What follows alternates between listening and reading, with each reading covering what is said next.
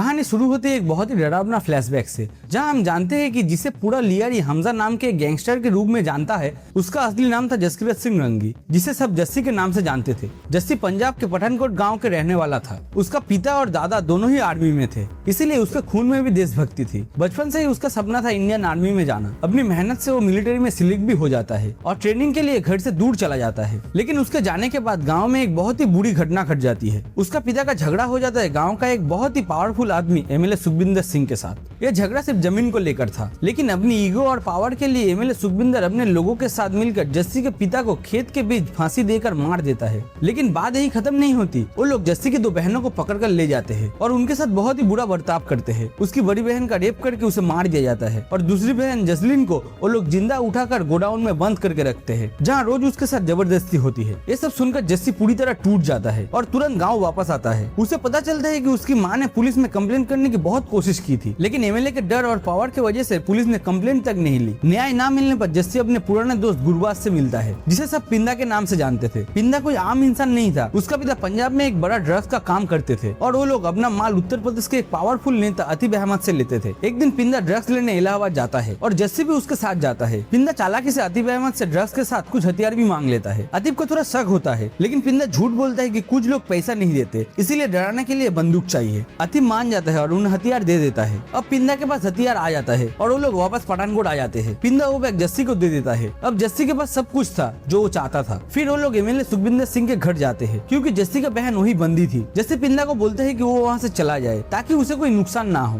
पिंदा के जाते ही जस्सी सीधा घर के अंदर घुस जाता है और बिना रुके सुखबिंदर के घर के सभी मर्दों को एक एक करके मार देता है, सिर्फ महिलाओं को छोड़ देता है। आखिर में वो एक आदमी को पकड़कर उसके सीने में बंदूक रखकर पूछता है, मेरी बहन कहाँ है? डर के मारे वो सच बता देता है कि जसलीन को खेत के ट्यूबवेल के डिग्गी में छुपा कर रखा हुआ है। सच बोलते ही जस्सी उसे मार देता है और तुरंत खेत में जाकर अपनी बहन को बचा लेता है। लेकिन कानून से कोई नहीं बच सकता। जस्सी ने अपने बहन का बदला तो ले लिया, लेकिन उसने एक साथ 12 लोगों को मार दिया था। पुलिस उसे अरेस्ट कर लेती है और उसके खिलाफ केस चलता है। उसका वकील उसे बचाने की कोशिश करता है, लेकिन सबूत एकदम साफ होने की वजह से कोर्ट उसे फांसी का सजा दे देता है और उसे जेल भेज दिया जाता है। फांसी की सजा सुनने के बाद जब उसे जेल ले जाया जा रहा था, तब वो अपने दोस्त पिंदा से कहता है कि वो अपनी माँ और बहन का ख्याल रखे। फांसी का दिन पास आ रहा था। कड़ी सिक्योरिटी के बीच पुलिस उसे जेल से कोर्ट ले जा रही थी। तभी अचानक कुछ अनजाने मास्क पहने हुए लोग पुलिस पर हमला कर देते हैं। चारों तरफ अफरा तफरी मच जाती है और उसी मौके का फायदा उठाकर वो लोग जस्सी को उठाकर ले जाते हैं। बाद में पता चलता है कि ये किडनैपिंग किसी गैंगस्टर ने नहीं, बल्कि इंडियन इंटेलिजेंस के टॉप ऑफिसर अजय सन्नाल ने करवाई थी। यही पर जस्सी का पहली मुलाकात होती है इंडिया के सबसे खतरनाक प्लानर अजय सन्नाल और सुशांत बंसल के साथ। सुशांत बंसल जस्सी को सीधा समझा देता है कि अगर वो चाहे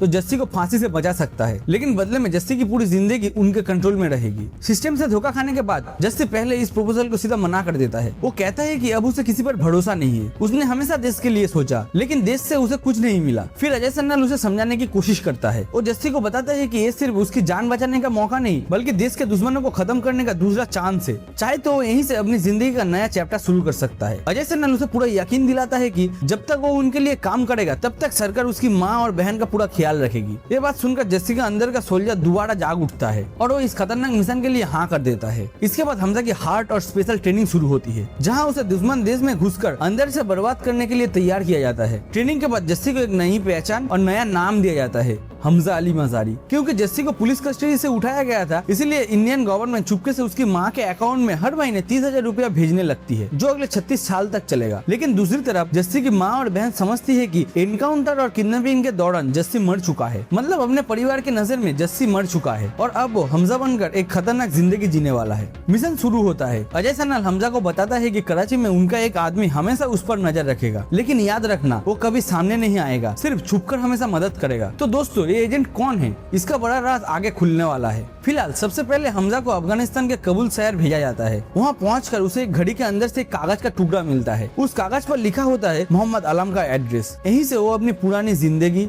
अपना परिवार, सब कुछ भूलने की कोशिश करता है। हमजा एक सुनसान जगह पर बैठकर अपनी पुरानी जिंदगी का पल आलम को बोल रहा होता है, मतलब अब तक तुमने जो कुछ देखा वो सब हमजा की यादें थी। दोस्तों, यही वो सीन है जहाँ धुरंधर का फर्स्ट पार्ट खत्म होता है। फर्स्ट पार्ट के एंड में हमने देखा कि हमजा ने कराची के सबसे खतरनाक डॉन रहमान डकैत को मार दिया है। रहमान के मारने के बाद कराची के सबसे खतरनाक इलाका लियारी पूरी तरह बदल गया था। अब ट्विस्ट ये आता है, हमजा ने सच में रहमान डकैत को मारा था, लेकिन पूरी दुनिया और पुलिस का मानना था कि रहमान को एसपी असलम ने मारा था। इसीलिए उजैर किसी भी कीमत पर एसपी असलम को मारना चाहता था। रहमान के मारने के बाद लियारी में छोटे छोटे गैंग सिर उठाने लगते हैं, लेकिन उनमें से बड़ा और खतरनाक नाम था अरशद पप्पू का। ऐसा लग रहा था कि पूरी लियारी पर अब सिर्फ अरशद पप्पू का ही राज होने वाला है। उधर उजैर एसपी असलम को मारने के लिए पागल हो रहा था, लेकिन हमजा उसे शांत करता है और पूरा मुद्दा अरशद पप्पू की तरफ घुमा देता है। वो उजैर को समझाता है कि असली खेल पप्पू ने ही खेला है। सबूत के तौर पर वो रिजवान को लाता है, जो एक इंडियन स्पाई था और अब पप्पू के लिए काम कर रहा होता है। रिजवान हमजा के कहने पर उजैर को भड़का देता है और बोलता है कि एसपी असलम के साथ साथ रहमान डकैत की मौत के पीछे अरशद पप्पू का भी हाथ था। ये झूठ सुनकर उजैर का खून खोल उठता है। अब वो अरशद पप्पू को जिंदा नहीं छोड़ना चाहता और उजैर के पीछे अब एक बड़ा दिमाग था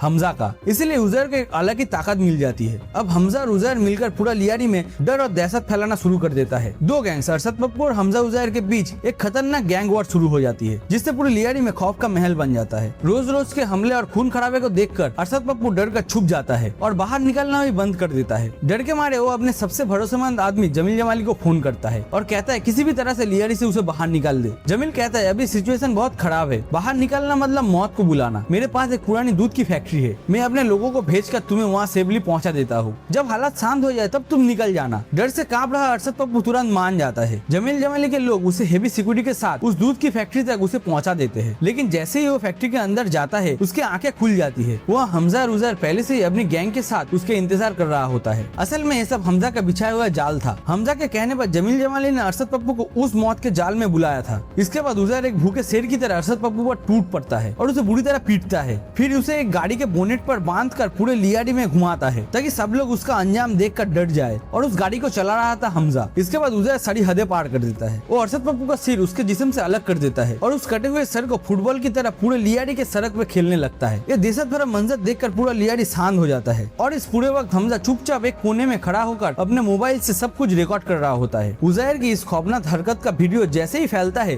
पीएपी पार्टी का नेता जरवारी डर जाता है। वो तुरंत इकबाल, जमील जमाली और एसपी असलम को बुलाता है। सब लोग इस बात को लेकर गहरी सोच में पड़ जाते हैं, क्योंकि मीडिया के सामने जरवारी को बार बार जवाब देना पड़ रहा था। इस सिचुएशन से निकलने के लिए एसपी असलम एक खतरनाक प्लान देता है। वो कहता है बालोच लोगों से 4-5 लड़कों को चुना जाएगा जो बाहर मेडिकल पढ़ने जा रहे होंगे, फिर उन्हें ही टेररिस्ट बनाकर एनकाउंटर कर दिया जाएगा। इससे मीडिया का पूरा ध्यान उस तरफ चला जाएगा और वो लोग फिर से नॉर्मल सिचुएशन में आ जाएंगे। इसके बाद जमील जमाली भी एक प्लान देता है। वो कहता है अगर उजैर को एटी अर्थात एंटी टेररिस्ट एक्ट के अंडर गिरफ्तार कर लिया जाए तो सिचुएशन काफी कंट्रोल में आ सकती है। ये प्लान करने के बाद सब लोग वहाँ से चले जाते हैं और फिर जमील जमाली सीधा उजैर और हमजा के पास जाता है और उन्हें सारी बात बता देता है। तब हमजा तुरंत उजैर के पास जाकर उसे वार्न करता है कि एसपी असलम उसे जेल के अंदर ही मारने का पूरा प्लान कर रहा है, इसीलिए कुछ दिन के लिए अंडरग्राउंड होगा दुबई चले जाना ही बेहतर होगा। यहाँ का सिचुएशन वो खुद हैंडल कर लेगा। लेकिन असली खेल कुछ और ही था। अंदर ही अंदर हमजा खुद भी चाहता था कि उजैर यहाँ से हट जाए, क्योंकि उजैर के जाते ही पूरे लियारी के अंडरवर्ल्ड पर सिर्फ हमजा का ही राज होगा। छोटे मोटे सारे गैंग्स को पहले ही खत्म कर चुका था, लेकिन उजैर दुबई जाने का प्रपोजल सीधा मना कर देता है। गुस्से में साफ कह देता है चाहे कुछ भी हो जाए वो एसपी असलम को मार कर ही यहाँ से जाएगा। हमजा उसे शांत करने की कोशिश करता है और समझाता है कि अभी सिचुएशन बहुत खराब है, इसीलिए थोड़ा सब्र करना होगा। सही वक्त आने पर वो खुद उसे एसपी असलम के खिलाफ कदम उठाने का मौका देगा। बहुत समझाने के बाद उजैर मान जाता है और दुबई के लिए निकल पड़ता है। और यही तो हमजा चाहता था। जैसे उजैर हटता है, हमजा सीधा रहमान डकैत की कुर्सी पर बैठ जाता है और पूरे लियारी पर उसका पूरा कंट्रोल हो जाता है। और हमजा की चालाकी देखो, उजैर जैसे ही दुबई एयरपोर्ट पहुंचता है, हमजा उसकी सारी सीक्रेट इन्फॉर्मेशन दुबई पुलिस को दे देता है। इसके बाद दुबई पुलिस एयरपोर्ट पर ही उजैर को गिरफ्तार कर लेती है और यहीं से हमजा पूरा लियारी और अंडरवर्ल्ड का नया किंग बन जाता है। उसका पूरा कंट्रोल एस्टेब्लिश हो जाता है और इकबाल और सिरानी जैसे बड़े गैंगस्टर के साथ भी उसका स्ट्रॉन्ग कनेक्शन बन जाता है। दूसरी तरफ एसपी असलम अपनी पावर का गलत यूज करता है और एक घिनौना खेल खेलता है। वो 4 निर्दोष स्टूडेंट को पकड़कर उन्हें टेररिस्ट बना देता है और एनकाउंटर में मार देता है। इसके बदले में वो सरकार से एक झूठा मेडल भी ले लेता है। लेकिन इस एनकाउंटर में एक बड़ी गलती हो जाती है। उन 4 लड़कों में बालोच का सबसे बड़ा सरदार सिरानी का अपना पोता भी होता है। जब हमजा को इस बात का पता चलता है तो उसे थोड़ा अफसोस होता है। फिर वो एक बड़ा पॉलिटिकल मास्टर स्ट्रोक खेलता है। वो अपने ससुर जमील जमाली से कहता है तुम्हें अपनी पॉलिटिकल पार्टी बदलनी होगी, तुम्हें जरवाई की पार्टी छोड़कर नवाज साबिक की पार्टी में ज्वाइन करनी होगी। असल में हमजा ने ये चाल इसीलिए चली क्योंकि उसे पता था कि एसपी असलम ने उन 4 लोगों को मारने का ऑर्डर जरवाड़ी से ही लिया था। हमजा समझ गया था कि उन निर्दोष लड़कों की मौत के बाद बलोच लोगों में जरवाड़ी के खिलाफ बहुत गुस्सा फैल गया है और उसकी सरकार ज्यादा दिन नहीं टिकने वाली। इस मौके का पूरा फायदा उठाते हुए हमजा खुद भी चुपके से नवाज साबिक से मिलता है और अपने पॉलिटिकल कनेक्शन को और भी स्ट्रॉन्ग कर लेता है। इसके बाद वही होता है जो हमजा ने सोचा था। इलेक्शन होता है और जरवाड़ी की पार्टी पूरी तरह हार जाती है। अब राजनीति से लेकर अंडरवर्ल्ड तक हर जगह हमजा का दबदबा था। सिरानी और बलोच आर्मी दोनों के साथ उसका रिश्ता खून से भी मजबूत हो जाता है। अब पूरे लियारी में लोग हमजा को भी रहमान डकैत की तरह शेरे बलोच कहने लगते हैं। कहानी आगे बढ़ती है और वक्त आता है 2014 का। इस समय इंडिया में एक बड़ा पॉलिटिकल चेंज होता है। नरेंद्र मोदी देश का नया प्रधानमंत्री बनते हैं और यही से दोनों देशों के बीच खेल के रूल्स बदल जाते हैं। अब सिचुएशन पहले जैसे नहीं थी।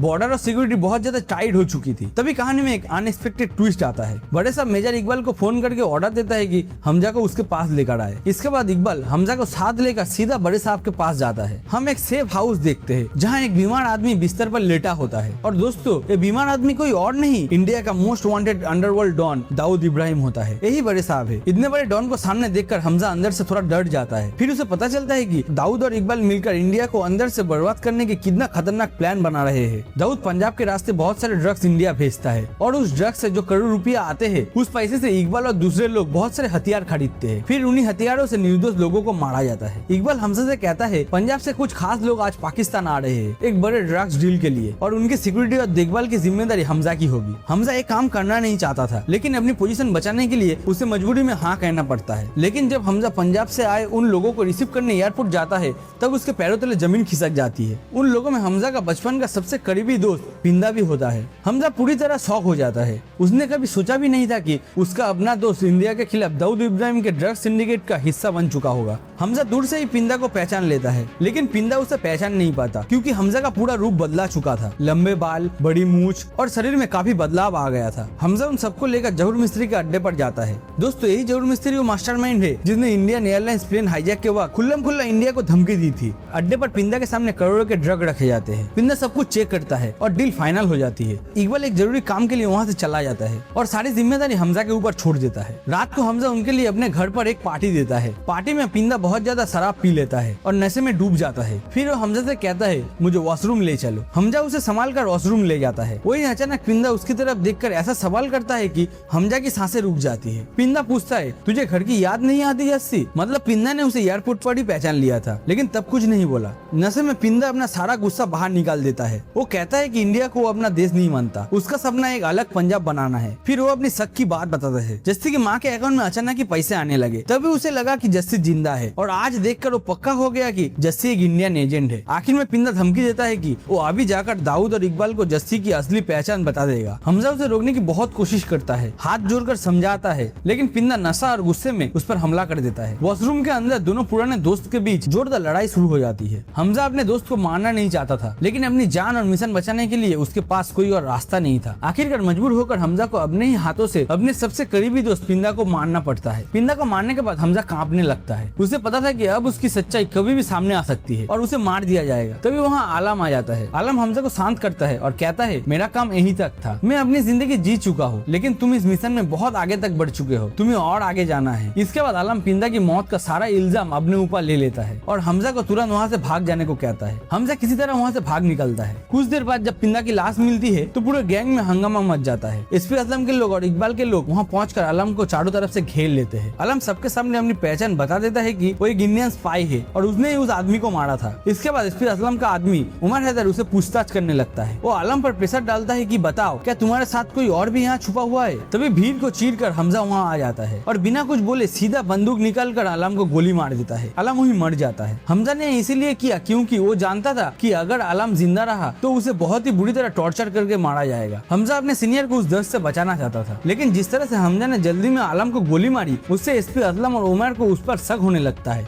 जब असलम और उमर ये बात कर रहे होते तब हमजा की बीबी एलिना छुपकर सब सुन लेती है। एलिना को शक हो जाता है। वो तुरंत हमजा के कमरे में जाकर उसकी चीजें तलाशने लगती है। काफी ढूंढने के बाद उसे एक सिगरेट डायरी मिलती है। उस डायरी में हमजा ने अपने सब दुश्मनों के नाम लिख रखे थे जिन्हें उसे मारना था। ये देखकर एलिना समझ जाती है कि उसका पति हमजा असल में एक इंडियन एजेंट है। दूसरी तरफ हमजा अंदर से टूट चुका था। आज उसने अपने हाथों से अपने दोस्त और अपने सीनियर दोनों को मार दिया था। उसके अंदर दर्द और गुस्सा उबल रहा था। जब वो थक कर घर लौटता है तब एलिना उसे मारने जाने के लिए तैयारी करके खड़ी होती है। यालिना गुस्से में फट पड़ती है और कहती है कि उसके साथ धोखा हुआ है, सिर्फ उसके साथ ही नहीं बल्कि उसके देश के साथ भी। वो समझ जाती है कि उसके सामने खड़ा आदमी एक इंडियन एजेंट है और इस गद्दारी के लिए वो उसे कभी नहीं छोड़ेगी। वो धमकी देता है कि अभी जाकर सब कुछ बता देगी। हमजा शांत रहकर उसे समझाने की कोशिश करता है। वो कहता है कि वो उसका देश का दुश्मन नहीं है बल्कि उन दरिंदों के खिलाफ है जो निर्दोष लोगों के खून बहाते हैं। वो मुंबई ब्लास्ट में मारे हुए लोगों का जिक्र करता है जिनके भी परिवार और सपने थे और यालिना से कहता है कि एक बार सोच कर देखे। फिर वो ये भी बताता है कि असलम जैसे कुछ पुलिस वाले निर्दोष स्टूडेंट को पकड़कर फेक एनकाउंटर में मार देते हैं। उसके हिसाब से ऐसे लोग सिर्फ इंडिया के लिए ही नहीं बल्कि पाकिस्तान के लिए भी खतरा है। हमजा की ये बातें यालिना के दिल में छू जाती है। वो समझ जाती है कि हमजा ने आज तक कुछ गलत नहीं किया। आखिर में यालिना उसे माफ कर देती है और वार्न कर देता है कि एसपी असलम को पहले ही उस पर शक हो चुका है, इसके लिए जो करना है जल्दी करना होगा। लेकिन वो ये भी कहती है कि इन सबके बीच उनके बच्चे की कोई नुकसान नहीं होना चाहिए। अब हमजा समझ जाता है कि उसका राज कभी भी खुल सकता है। अपने मिशन को बचाने के लिए सबसे पहले उसे एसपी असलम को मारना होगा। उधर एसपी असलम भी घिनौनी प्लानिंग कर रहा था। वो सोचता है कि उजैर को जेल ले जाते वक्त एनकाउंटर करके मार दिया जाएगा। इस तरफ हमजा सीधा बलोच के सरदार सिरानी के पास जाता है और उसे भड़का देता है। वो बताता है कि उसका पोता और बाकी 3 निर्दोष लोगों को एसपी असलम नहीं मारा था। ये सुनते ही सिरानी का खून खोल उठता है। वो गुस्से में बस इतना पूछता है कि असलम कब और किस रूट से जाएगा, बाकी काम वो खुद करेगा। हमजा ने पाकिस्तान पुलिस के अंदर भी अपने कुछ लोग लगा रखे थे। जैसे ही उसे असलम की रूट की खबर मिलती है तो तुरंत सिरानी को बता देता है। फिर सिरानी का एक आदमी असलम का कॉन्वॉय का पीछा करता है। मौका मिलते ही वो आदमी बॉम्ब से भरी गाड़ी लेकर फुल स्पीड में आता है और सीधा असलम की गाड़ी से टकरा देता है। एक भयानक ब्लास्ट होता है और एसपी असलम का टुकड़े टुकड़े हो जाता है। वहीं उसकी मौत हो जाती है। इसके बाद कहानी में एक और रियलिस्टिक ट्विस्ट आता है। उजैर के खिलाफ किडनैपिंग, टेररिज्म और मर्डर जैसे टोटल 36 केस दर्ज किए जाते हैं। इन सब के बेस पर उजैर को 12 साल की सजा होती है। लेकिन हमजा उजैर की नजर में अच्छे बने रहने के लिए उससे मिलने जेल जाता है। वहाँ जाकर उजैर से कहता है उसे जल्दी से जल्दी जेल से बाहर निकाला जा सके। ये कहकर हमजा वहाँ से निकल जाता है और सीधा दुबई के लिए रवाना हो जाता है। दुबई में हमजा इंडियन इंटेलिजेंस के अजय सन्नल और सुशांत बंसल से मिलता है और एक बहुत ही इंपॉर्टेंट खबर देता है कि दाऊद इब्राहिम जल्दी 60 करोड़ के फेक नोट्स इंडिया डालने वाला है, जिससे देश की इकोनॉमी को बड़ा नुकसान होगा। ये सुनते ही अजय सन्नल तुरंत इंडिया के प्राइम मिनिस्टर को इन्फॉर्म करता है और फिर लिया जाता है एक हिस्टोरिकल डिसीजन। 500 और 1000 के नोट्स को बंद कर दिया जाता है। नोटबंदी की इस खबर से पूरी पाकिस्तान हिल जाती है। दाऊद के 60,000 करोड़ का फेक पैसा एक ही पल में कागज बन जाता है। उत्तर प्रदेश में बैठा इकबाल का सबसे बड़ा आदमी आतिफ अहमद भी हैरान रह जाता है क्योंकि उसका पूरा ड्रग्स और क्राइम का बिजनेस इसी पैसे पर टिका हुआ था। दाऊद का राइट हैंड जावेद खनाने भी इस झटके से टूट जाता है। इसके बाद दिल्ली से अजय सन्नल हमजा को सीधा ऑर्डर देता है कि अब उसके पास पूरी आजादी है। वो चाहे तो एक एक करके सब दुश्मनों को खत्म कर सकता है। इसके बाद पाकिस्तान में शुरू होता है टारगेट किलिंग का एक खौफनाक खेल जिसका किसी ने सोचा भी नहीं था। हमजा एक एक करके उन सब लोगों को खत्म करना शुरू करता है जो इतने सालों से इंडिया के खिलाफ आतंकवादी हमले कर रहे थे। धीरे धीरे सबको मार देता है। लेकिन ये सब काम वो अपने हाथों से नहीं कर रहा था, वो लोगों से करवा रहा था। हमजा पूरा एक्शन मोड में आ जाता है। सबसे पहले जावेद खनानी और जहूर मिस्त्री को बेरहमी से मारता है। समय थोड़ा आगे बढ़ता है। उड़ी अटैक के बाद इंडिया पाकिस्तान के अंदर घुसकर एक भयानक सर्जिकल स्ट्राइक करता है और आतंकियों को कड़क जवाब देता है। ये सब देखकर मेजर इकबाल हमजा को दाऊद इब्राहिम के घर बुलाता है। हमजा इस मौके को खोना नहीं चाहता। आलम अपनी मौत के पहले हमजा को एक बहुत ही खतरनाक जहर दे जाता है। ये जहर इतना डेंजरस होता है कि सिर्फ छूने से ही इंसान की हालत खराब हो जाती है और कुछ दिनों में मौत भी हो जाती है और मेडिकल रिपोर्ट में ये सिर्फ फूड पॉइजनिंग लगता है। आलम ने ये जहर हमजा को इसीलिए दिया था ताकि वो दाऊद इब्राहिम को इससे मार सके। इसलिए हमजा पूरी तैयारी के साथ दाऊद के घर जाता है। वहाँ जाकर उसे पता चलता है कि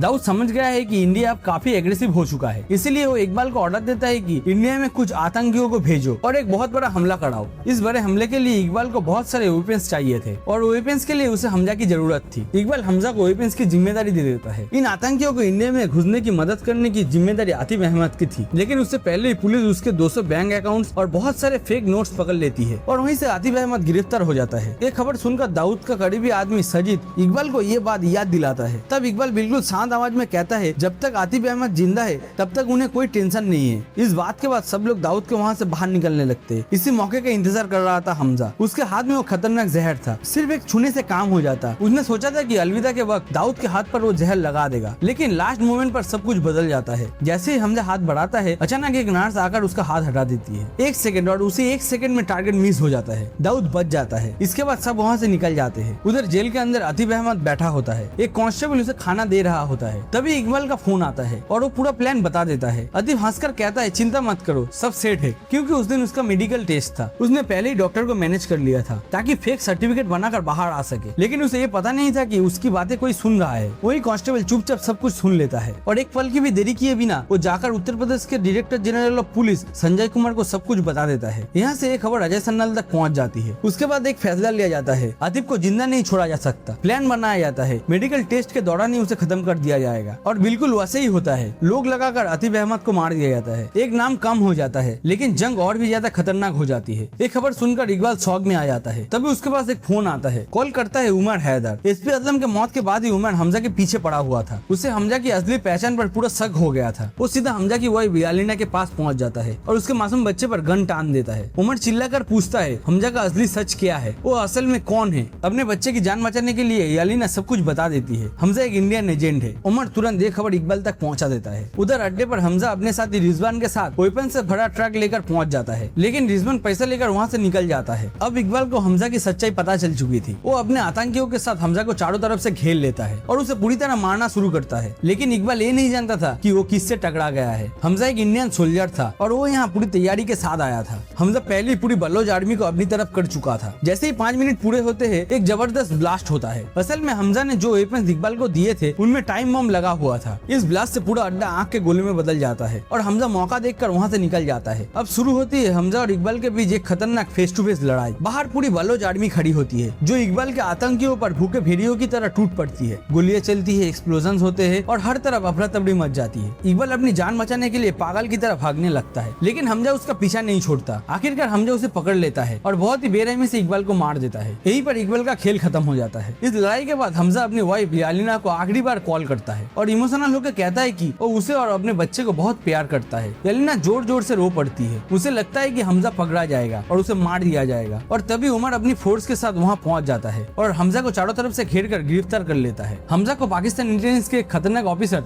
हसन के पास ले जाया जाता है। हसन हमजा को बहुत ही बेरहमी से टॉर्चर करना शुरू करता है ताकि वो इंडिया के सीक्रेट बता दे। लेकिन तभी हसन का फोन बजता है। लाइन पर होता है इंडिया से अजय सन्नाल। अजय सन्नाल सीधा हसन को एक बड़ी धमकी देता है, अगर वो उसके एजेंट हमजा को जिंदा और सेफ इंडिया नहीं भेजता तो वो पूरी दुनिया के सामने ये सबूत लीक कर देगा कि हसन पैसे के लिए अपने देश की सीक्रेट इन्फॉर्मेशन इसराइल को बेचता था। अजय सन्नाल के पास हसन का एक ऐसा वीडियो प्रूफ था जिसे देखकर हसन के पैरों तले जमीन खिसक जाती है। डर के मारे हसन हमजा को सेफ इंडिया भेजने के लिए मान जाता है, लेकिन हसन कहता है अगर वो उसे छोड़ देगा तो अपने सीनियर्स को क्या जवाब देगा, उसे तो किसी पर इल्जाम डालना ही पड़ेगा। हमजा मुस्कुराकर कहता है उजैर पर इल्जाम डाल दो। इसके बाद हसन और पाकिस्तानी सिस्टम सारे डिस्ट्रक्शन और मर्डर्स का इल्जाम उजैर पर डाल देता है। फिर हमजा को पूरी सिक्योरिटी के साथ इंडिया भेजने के लिए एक गाड़ी में बिठाया जाता है, लेकिन जैसे ही हमजा गाड़ी के अंदर देखता है वो पूरी तरह हैरान रह जाता है। उसके साथ वहाँ बैठा होता है जमील जमाली। यहीं पर कहानी का सबसे बड़ा ट्विस्ट सामने आता है। पता चलता है कि जमील जमाली कोई पाकिस्तानी नहीं बल्कि इंडिया का एक डीप अंडरकवर एजेंट है जो पिछले 45 सालों से पाकिस्तान में रहकर इंडिया को सीक्रेट इन्फॉर्मेशन भेज रहा था। जमील मुस्कुराकर हमजा को बताता है कि